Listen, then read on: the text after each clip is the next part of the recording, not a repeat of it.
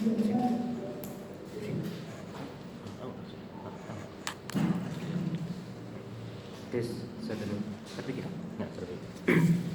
kasih Majelis Hakim yang mulia.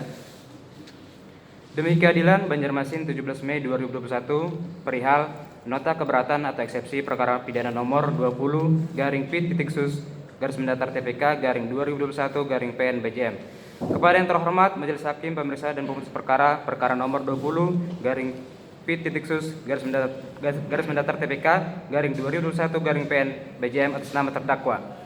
Dengan hormat yang bertanda tangan di bawah ini, dengan dibaca.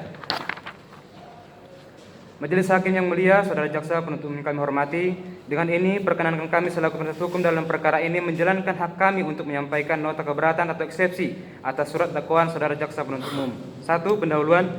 Dengan memanjatkan puji syukur kepada Tuhan Yang Maha Esa yang telah memberikan kekuatan fisik dan mental kepada kita semua, dan pada akhirnya kami selaku penasihat hukum dari terdakwa dapat menyusun dan membacakan nota keberatan atau eksepsi ini.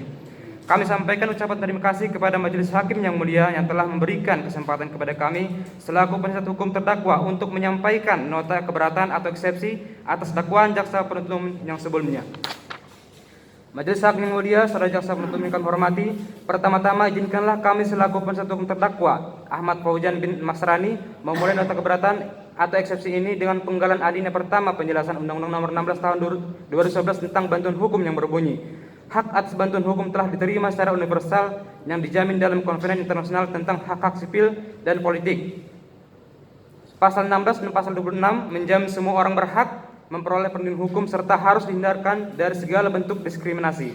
Sedangkan pasal 14 ayat 3 memberikan syarat terkait bentuk hukum, yaitu kepentingan keadilan dan tidak mampu membayar advokat. Karena itulah dasar dedikasi kami selaku penasihat hukum terdakwa dalam menangani perkara ini.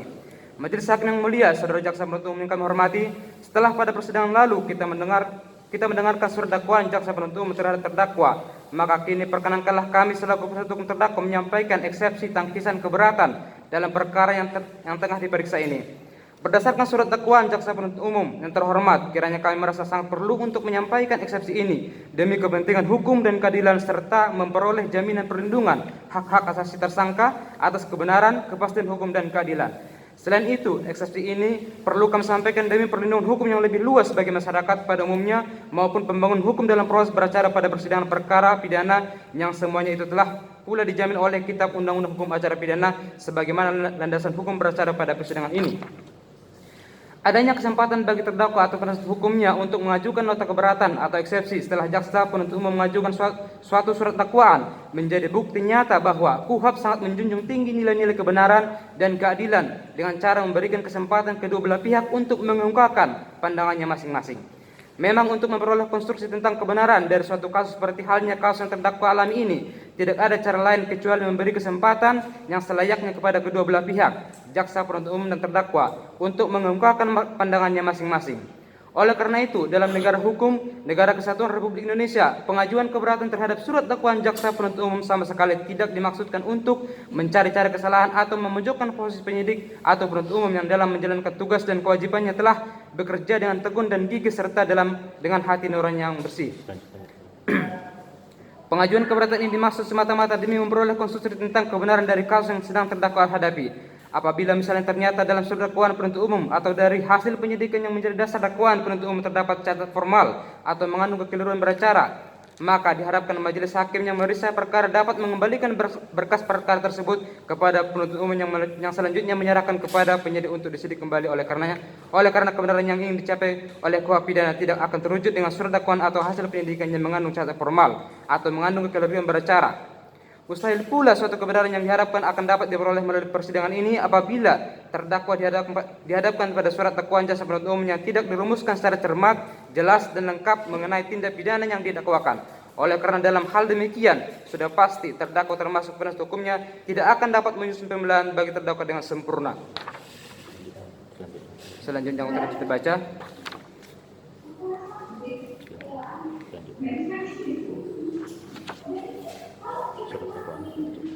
Dua, surat dakwaan jaksa penuntut umum yang selanjutnya telah dibaca. Tiga, keberatan terhadap surat dakwaan jaksa penuntut umum tidak lengkap, tidak cermat dan tidak jelas atau obskur libel, maka batal dakwaan demi hukum. Saya lanjutkan Yang Mulia.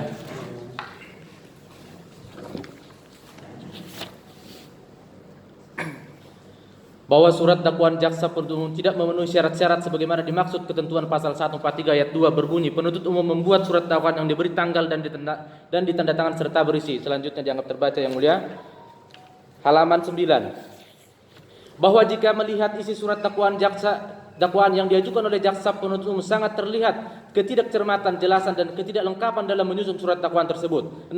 Bahwa isi dakwaan yang pada pokoknya mendalilkan terdakwa bersama-sama dengan saksi Ratna Kumalasari Handayani Nur STME selaku pejabat pembuat komitmen atau PPK diduga melakukan tindak pidana korupsi namun tidak menjelaskan lokus dan tempusnya atau kapan mencakup hari, tanggal, bulan, tahun dan waktu terdakwa bertemu dan komunikasi dengan saksi Ratna Kumala Handayani Nur STME selaku pejabat pembuat komitmen, di mana dalam hal ini mencakup tempat terdakwa bertemu dengan saksi Ratna Kumalasari Handayani Nur STME selaku pejabat pembuat komitmen atau PPK. Bersama siapa terdakwa bertemu dengan saksi Ratna Kumalasari Nur selaku pejabat pembuat komitmen atau PPK, apa yang terdakwa bicarakan atau apa yang telah disepakati dengan saksi Ratna Kumala Handayani Nur STME selaku pejabat pembuat komitmen atau PPK.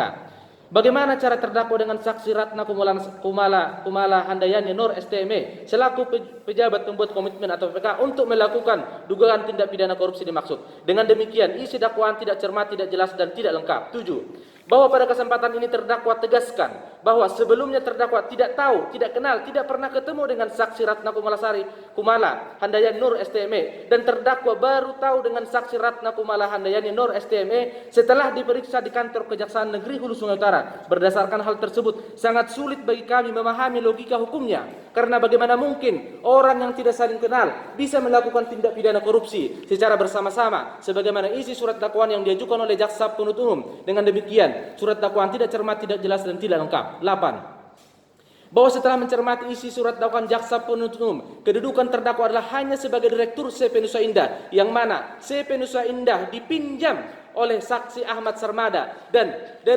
dari saksi Nurlina selaku wakil direktur CP Nusa Indah. Artinya saksi Ahmad Sarmada selaku peminjam bendera atau perusahaan CP Nusa Indah. Hal ini sebagaimana yang termuat dalam surat dakwaan jaksa penuntut umum pada halaman 4. Dan dalam pelaksanaan pekerjaan pembuatan fasilitas sanitasi WC sehat di daerah padat penduduk kawasan Kabupaten Hulu Sungai Utara tahun anggaran 2019 dikerjakan oleh saksi Ahmad Sarmada dan saksi Haji Ahmad Bayhaqi. Dengan demikian dapat dipastikan 100% mulai dari penawaran sampai dengan serah terima hasil pekerjaan semuanya dilakukan oleh saksi Ahmad Sarmada dan saksi Haji Ahmad Bayhaqi selaku peminjam bendera atau perusahaan atau pemakai CP Nusa Indah. Dengan demikian surat dakwaan jaksa penuntut masih terlalu prematur untuk dapat diajukan ke muka pengadilan yang mulia ini, yang seharusnya terlebih dahulu dilakukan pemeriksaan dan penuntutan kepada saksi Ahmad Sarmada dan saksi Ahmad Bayhaqi selaku peminjam bendera atau perusahaan CP Nusa Indah dan selaku pelaksana pekerjaan. 9. Bahwa tanggapan terhadap surat dakwaan jaksa penuntut umum yang termuat pada halaman 6 yang pada pokoknya mengenai pembayaran sebanyak 4 lembar cek adalah tidak benar, oleh karena terdakwa tidak pernah mengambil apalagi menerima uang sejumlah 1.077.095.000 rupiah. Hal ini dapat terlihat dari surat dakwaan jaksa penuntut umum yang tidak menguraikan alur penerimaan atas sejumlah uang dimaksud. Oleh karena yang dapat menguraikan hal demikian adalah saksi Ahmad Sarmada dan saksi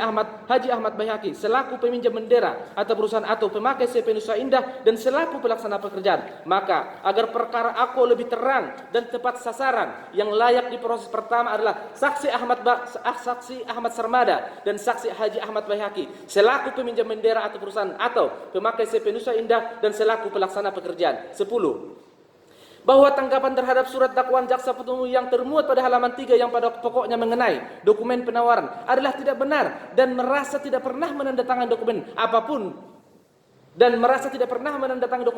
oleh terdakwa. Oleh karena setelah CP Nusa Indah dipinjamkan kepada saksi Ahmad Sarmada yang kemudian terdakwa tidak pernah mengetahui lagi baik proses lelang dan pelaksanaannya. 11. Bahwa tanggapan terhadap surat dakwaan jaksa penuntut umum yang termuat pada halaman 4 yang pada pokoknya mengenai tanda tangan perjanjian kontrak dengan nomor selanjutnya dengan terbaca dengan saksi Ratna Kumala Handayan Nor STM selaku pejabat pembuat komitmen adalah tidak benar dan terdakwa tidak pernah merasa menandatanganinya. Hal ini semakin terlihat jelas dan terang oleh karena jaksa penuntut umum tidak menjelaskan lokus dan tempo serta bagaimana dan tempo serta bersama siapa saja dilakukannya penandatangan kontrak dimaksud sebagaimana yang telah diatur dalam peraturan perundang-undangan yang berlaku dalam hal penandatangan kontrak. 12.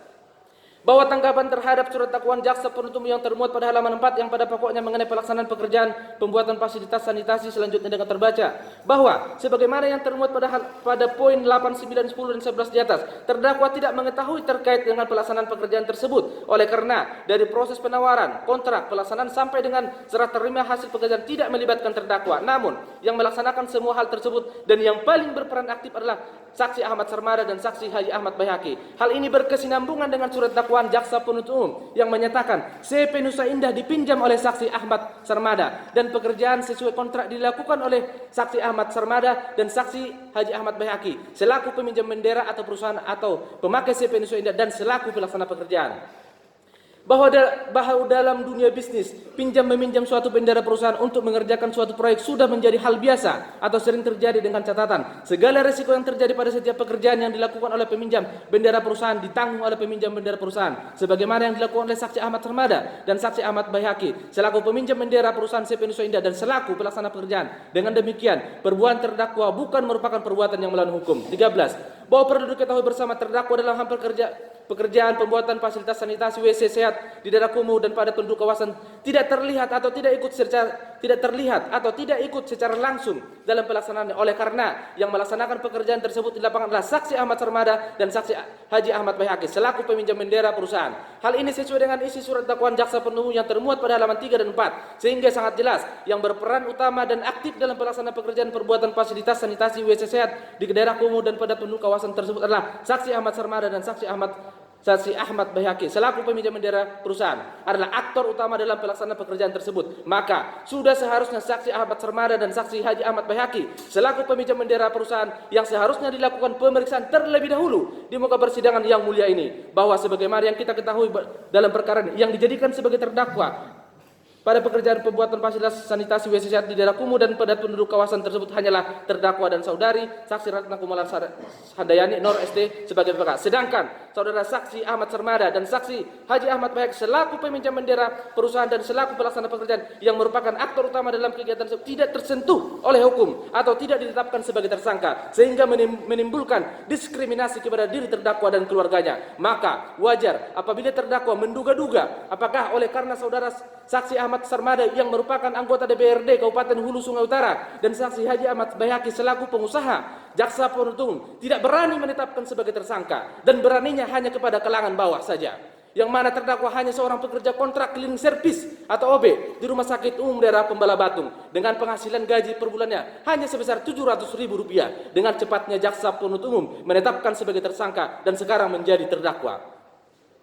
14. Bahwa terhadap perkara yang dihadapi oleh terdakwa yang meminjamkan perusahaan CP Nusa Indah kepada saksi Ahmad Sarmada selaku peminjam bendera perusahaan CP Nusa Indah apakah merupakan perbuatan yang melawan hukum, hal mana sesuai dengan surat dakwaan jaksa penuntut umum secara nyata dan terang sebagai pelaksana atau yang melaksanakan pekerjaan adalah saksi Ahmad Sarmada dan saksi Haji Ahmad Bayhaqi selaku peminjam bendera perusahaan CP Nusa Indah dan selaku pelaksana pekerjaan. Maka logika hukum yang sangat sederhana, seorang pemilik mobil meminjamkan mobilnya kepada orang lain yang mana pada saat peminjaman peminjam mobil memakai mobil terjadi kecelakaan lalu lintas, maka pertanyaannya apakah pemilik mobil dapat diminta pertanggungjawaban atas terjadinya kecelakaan lalu lintas dimaksud. Yang kedua, logika hukumnya bahwa fenomena pinjam bendera saat ini oleh sebagian kalangan dianggap sebagai suatu peluang pasar yang perlu digarap sehingga bermunculan usaha-usaha yang menawarkan jasa pinjam bendera untuk keperluan lelang suatu proyek baik secara sembunyi-sembunyi maupun secara terang-terangan melalui iklan. Sebagai contoh iklan yang ada pada di Shopee, Lazada,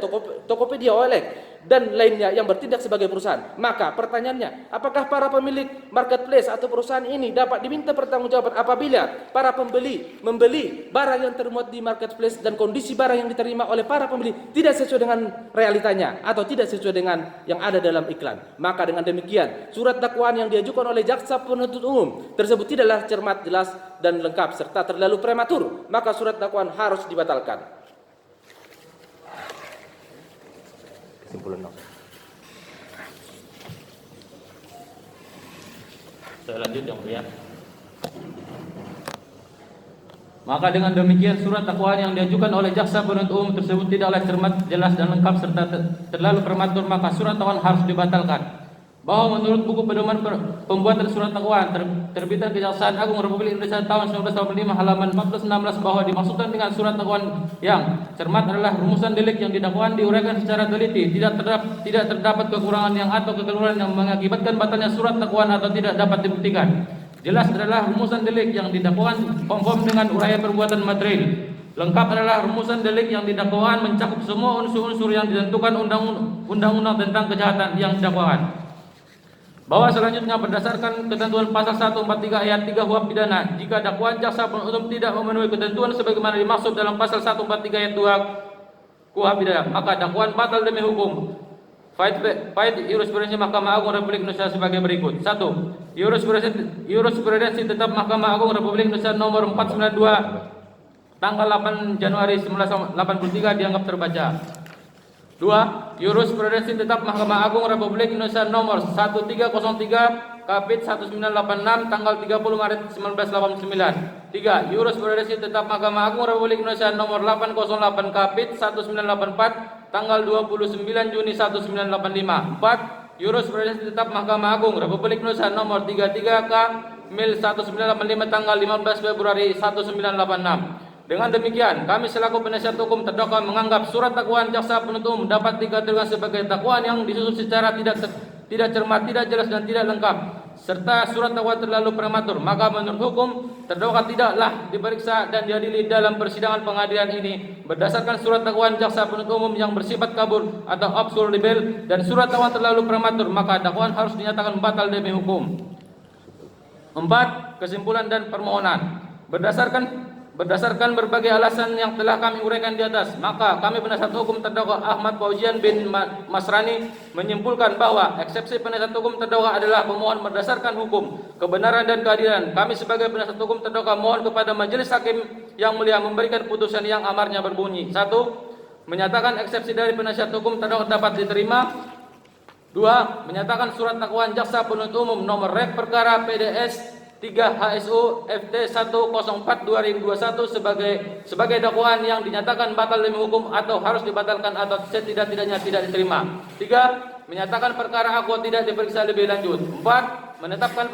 Menetapkan mengembalikan berkas perkara kepada penuntut umum dari Kejaksaan Negeri Hulu Sungai Utara. 5. Memerintahkan agar terdakwa dibebaskan dari tahanan. 6. Memulihkan hak terdakwa dalam kedudukan, harkat dan martabatnya. 7. Membebankan biaya perkara kepada negara. Demikian nota keberatan eksepsi ini kami bacakan pada persidangan hari ini. Atas perhatian dan pertimbangan majelis hakim yang mulia diucapkan terima kasih. Hormat kami kuasa hukum terdakwa. Terima kasih yang mulia. Aslinya coba aja.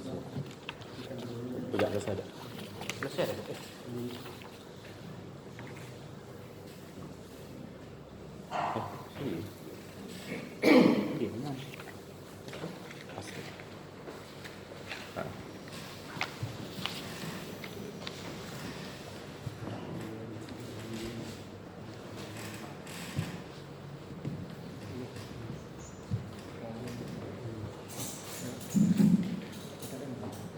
Hukum terdakwa telah membacakan keberatan eksepsi terhadap eksepsi ini berhubung mengajukan pendapat. Untuk pendapat itu sudah pernah sebelum sama yang tadi ya. Minggu tanggal 24 Mei 2018.